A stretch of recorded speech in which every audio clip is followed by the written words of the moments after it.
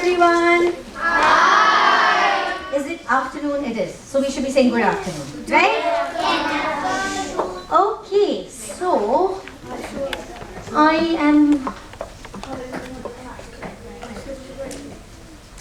I on now?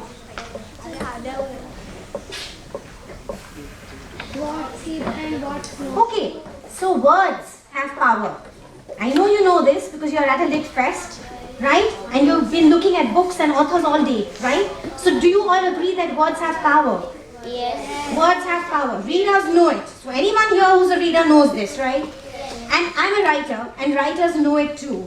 And you know who else knows this? Every dictator in history has known this, that words have power.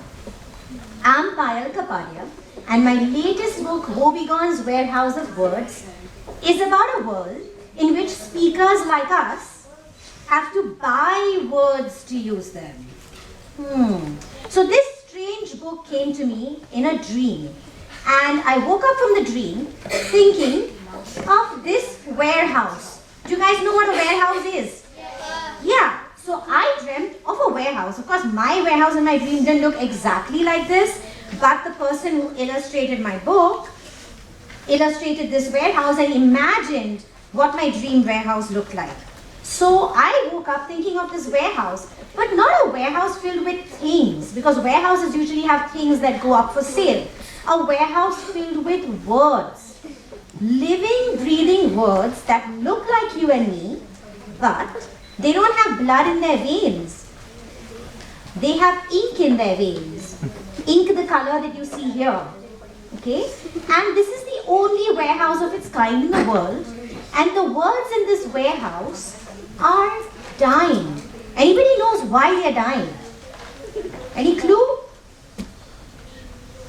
Yes? Because you're buying it and using it to speak. Yeah, but that's true. But I think because they're in the warehouse, they want to be bought. So then if there are words that are dying, what's happening to them? Why are they dying? Anybody else? Any other guesses? Yes? Because nowadays people use a lot of technology instead of books.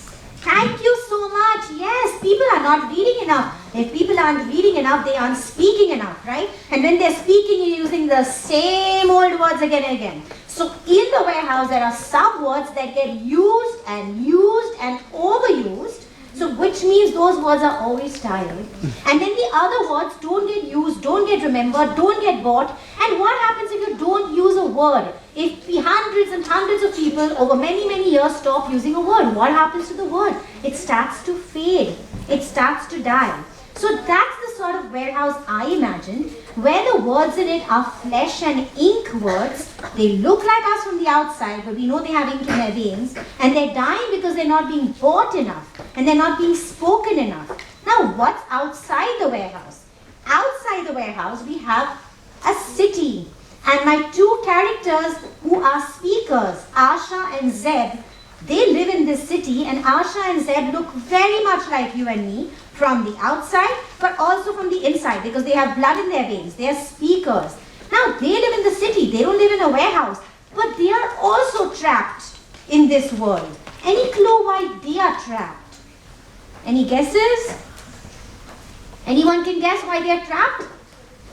Remember what I said, that the speakers in this world have to buy words to use them. So why can you perhaps imagine if you were in a world where you had to buy your words to use them, in what way might you be trapped? You have to buy the words to speak. Correct. So if you want to speak and you want to buy the words, and if you don't have, then you can't use the words at all. So can you imagine living in a world where you can only buy a few words because you have only a little bit of money, and anything else you want to say, anything you and I want to say to each other even today, don't have the words to say it.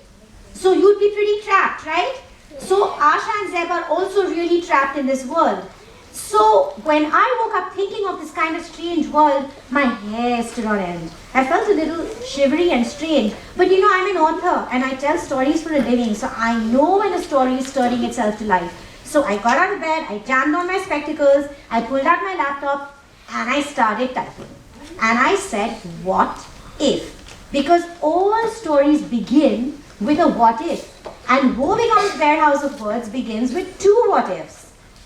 What if you had to buy words to use them? And what if the words were living beings? Okay? Lights.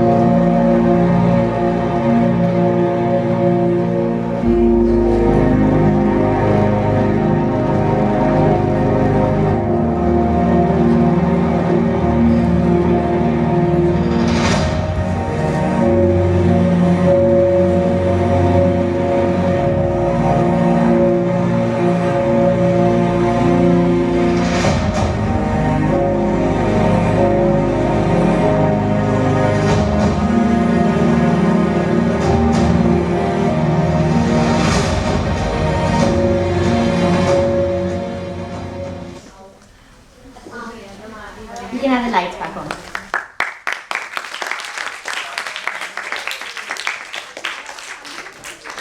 So I thought now I will just read a little section from my book to explain to you what the words look like.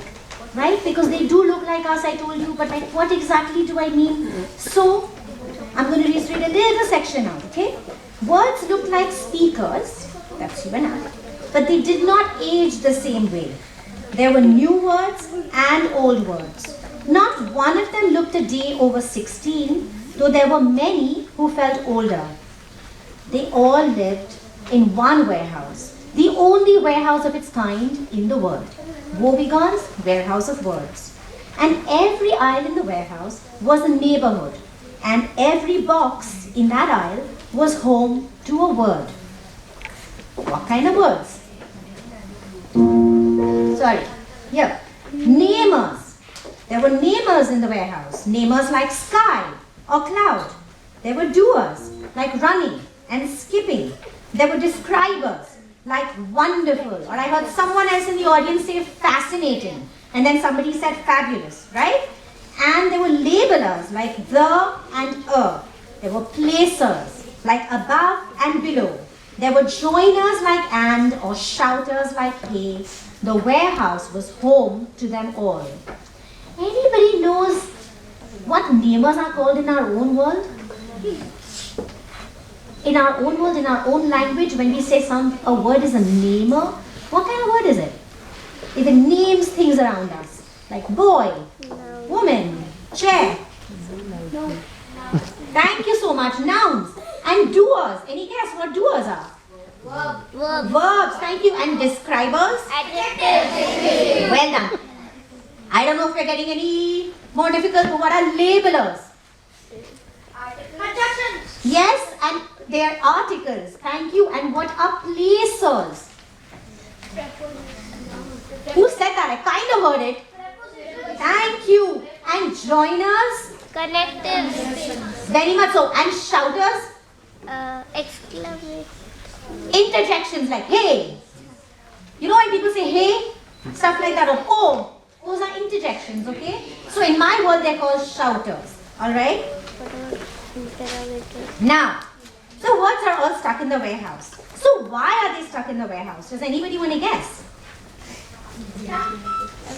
I'm not going to be hard on anybody who guesses. I like it when people guess. So all kinds of wild, crazy guesses are fun. So why doesn't somebody guess? Yes? Because nobody is buying them. Nobody's buying them. So why would they then have to be in a warehouse? Finish the thought. So if they weren't being bought and they go and they sit in this warehouse, why is it easier to be in a warehouse? Anybody else? Yes? Being safe. Sorry?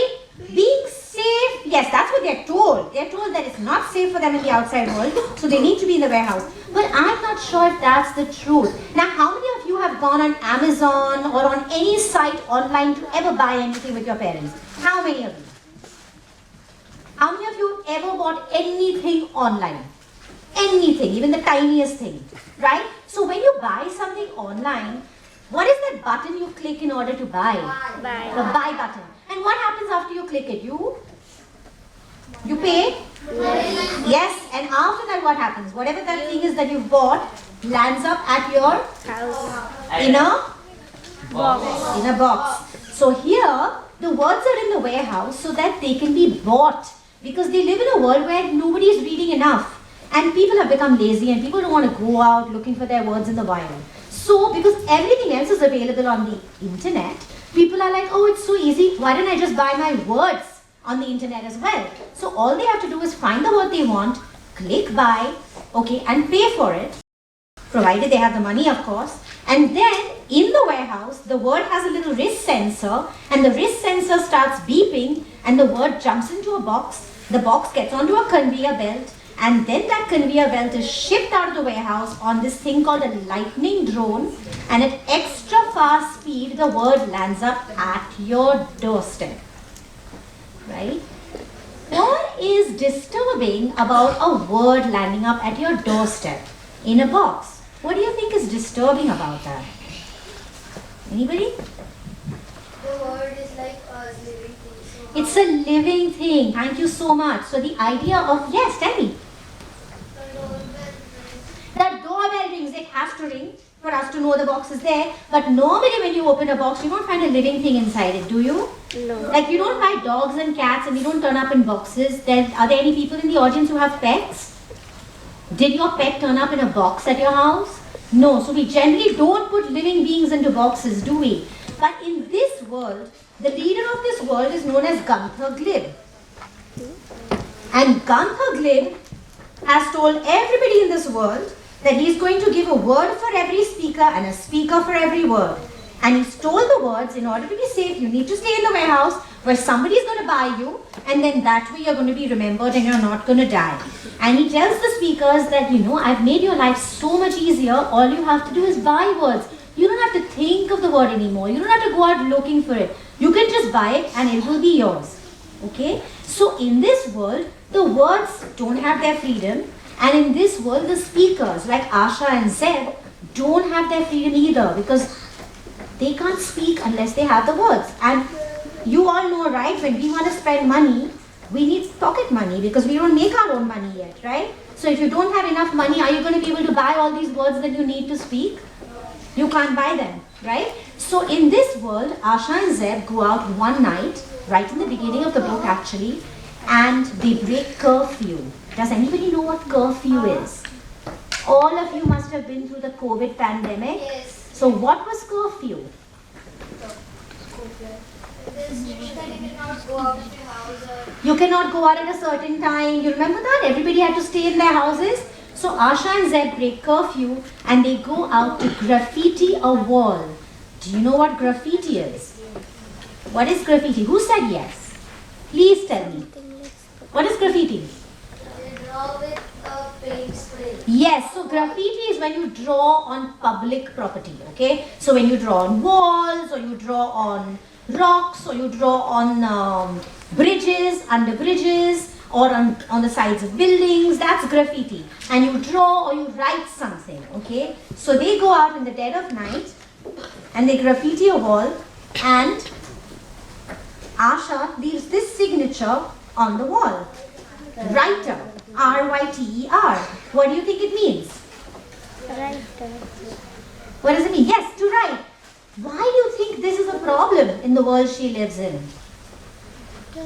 She's playing with danger.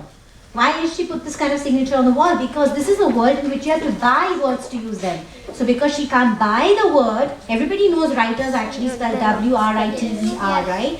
She decides to make up the word. And she leaves it on a wall and she gets into trouble. I'm just going to read this little section out to show you. Out on the Maidan, the Hawa blew, though no one knew why it was called that anymore. Asha wrapped her raincoat tighter. Here the grass had been torn up, overlaid with spikes and concrete, so speakers would have nowhere to assemble or to protest. She craned her neck and looked up at the gigantic stone statue of Gunther Glib, towering over her, his mouth half open as if to say, a word for every speaker and a speaker for every word. It had hardly turned out that way, had it? Asha stood up, clambered upon the pedestal, and sprayed Writer 21 across the statue's chest. Those letters were hypnotic, large and looping, crimson and forbidden. And when she was done, she noticed that Zeb had finished painting in the alley and he was packing up. Her gaze wandered up the street and she saw 2 umbrellas appear out of nowhere. 2 more. What were Gunther Glip's police? What were the chasers doing here in the dead of night? Who's there? A single chaser torchlight came on. The yellow circle of the light caught every detail. A chaser spotted Asha, still perched on the statue. His finger tracked her in slow motion. Asha's heart kicked about wildly. The paint can slipped from her fingers like a grenade about to go off. Her mouth opening in a scream.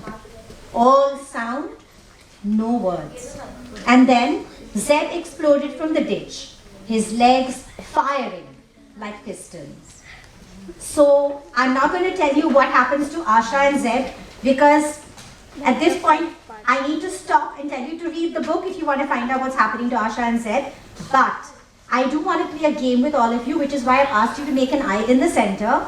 And everybody who's on this side of the aisle is going to be in the team known as the words. And everybody who's on this side is going to be in the team known as the speakers. Okay? And I'm going to throw questions out. We're going to play a game. Have you ever played a game called Jeopardy? No. So we're going to figure out how to play it today. Okay?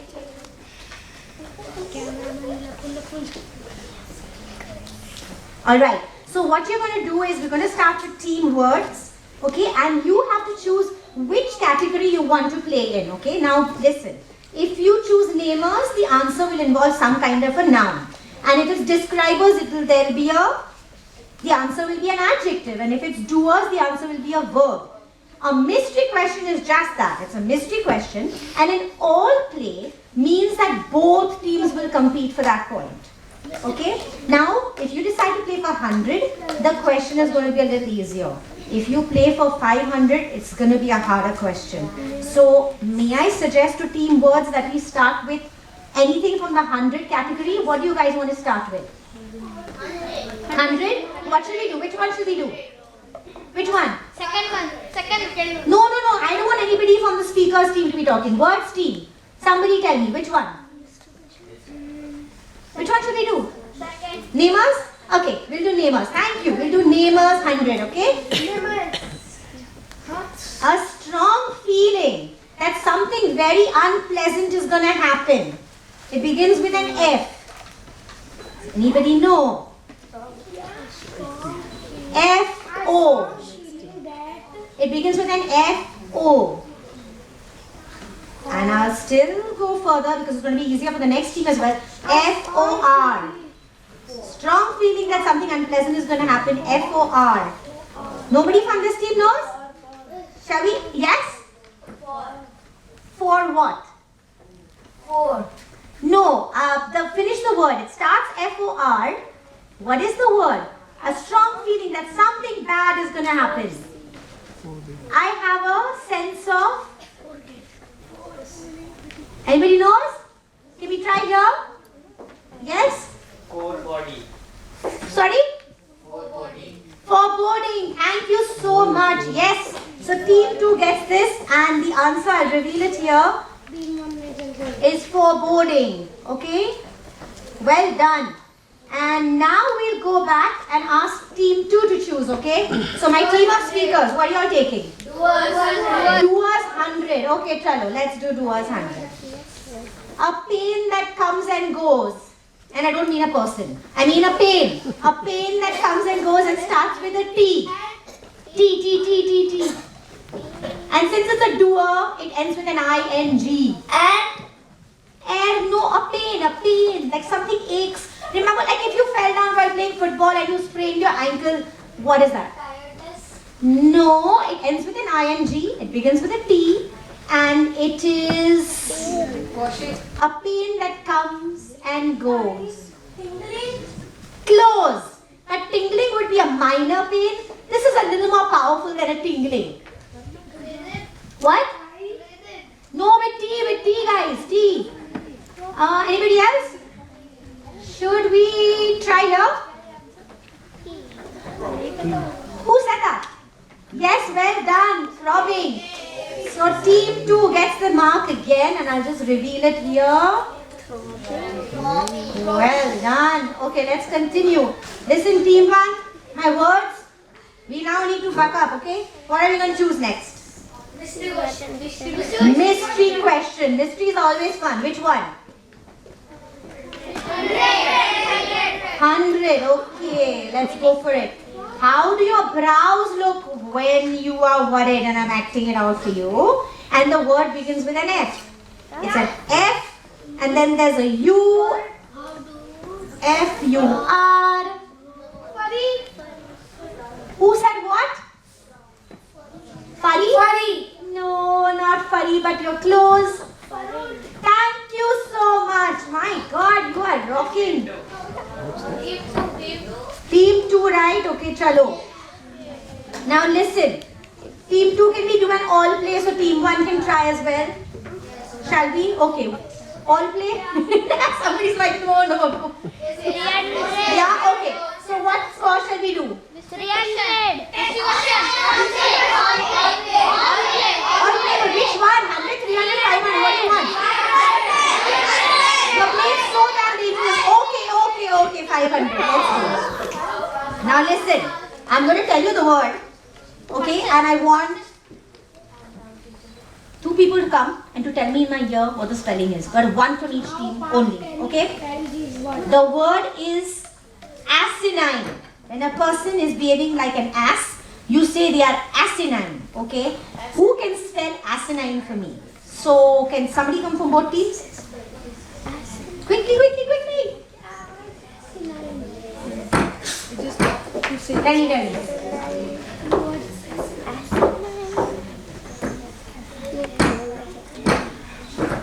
Oh my God, that's great. He has got it right, but does anybody want to try from this side? Anyone wants to try because it's an all play? No one? A-S-I-N-I-N-E. He got it. That's right. It's asinine. Shall we do... Oh, this was not the word. I had another one in mind. This was too hard for you guys. What about... Anybody wants to do one more round? Can we do one more round? I didn't get marks? Was it? For team 2 now? Yes. Okay, forgive. There, okay? So now, who goes next? Team 1? Okay, what do you guys want to choose? All play. All play? What should we do? Which one? 100. Okay, chalo. Let's do 100 all play. Okay. How many synonyms can you think of for the word sweltering? Sweltering. Sweltering means to feel very hot. So I've already given you one synonym, which is hot. When you say the summer is very sweltering. Okay? So another word, can you think of other words like sweltering and hot? Any other words? Sweltering and hot. One more word that sounds like, that has the same meaning. I'm acting it out. Somebody's laughing out there. Sweating. Sweaty. Sweaty is a good word. Thank you. Any others? Sorry? Which one? Warm. Okay, warm works. Okay. What else? Sweating, they got. What else? But they got it as well. He said it at the back as well. What else? Sunny. What? Sunny. Sunny. It's a bit of a stretch. Not really, but good shot. Anybody else? Sweltering. What else? Any others? Summer. Summer. No, but you swelter in summer. But when you say, oh, it's sweltering. Yes. The girl at the back. Tell me. Humid. Humid. Okay, I'll take humid. Yes. What? Oh, I did hot. So heat doesn't count. Any others? Baking. Baking. Steaming. Love it. Thank you. This team is winning. Any others? No. Okay, hand just shut up. Answer later. Hand up now. Yes. Anybody else? Anyone else? Boiling. Boiling works. Which team are you in? Team 2. Team 2. Okay, alright. Any others? Team 1? Any others for strengthening, hot, boiling, baking? Steaming. Yes, thank you. Who said steaming? Okay, then what else? Steaming. Brilliant. Any others? There's another one with S. Go on, let's try. Roasting. Perfect. Damn good. Yes, what else? Tell me. Frying. No, I don't think you would describe hot weather as frying. Yes? Cooking. Too much of a stretch. Now you are giving me all terms from cooking. No. Yes? Steaming was already done. But just because I said yes to steaming and baking doesn't mean you give me cooking and frying and now sauteing and whatever else. Now enough. Yes? Sunlight. Sunlight, yeah, of course. Sunlight we all need. But that is not what I'm looking for. Yes? Suffocating I would take. That's very good. Thank you. What else? Hot. Hot is already done, but well done. Yes? What?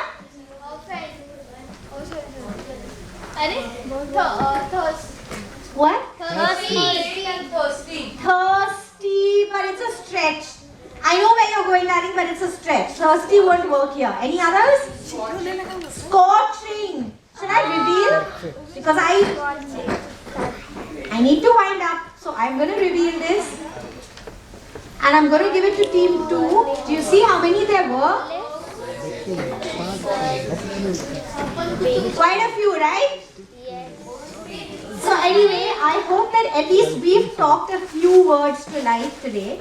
We have such tight sessions that we don't have time to talk any more words to life. I did want to play more of the game with you, but we don't have time for it. But I am going to be at the bookstall after this. I'll be signing out books, but I also have something else that I like doing with kids. So if you come there, I have these cards that I give out, okay?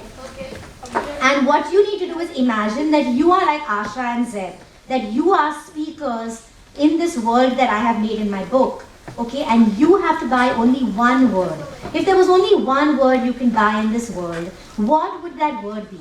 So you think about it while you're walking towards the bookstall where I will be sitting, and when you get there, pick up a card from me, take the brightest marker you can find and write that word. That word could be anything you love, or it could be a new word you heard but you don't know the meaning of. I'm not going to ask you the meaning, so don't worry. It could be any word that has special meaning for you.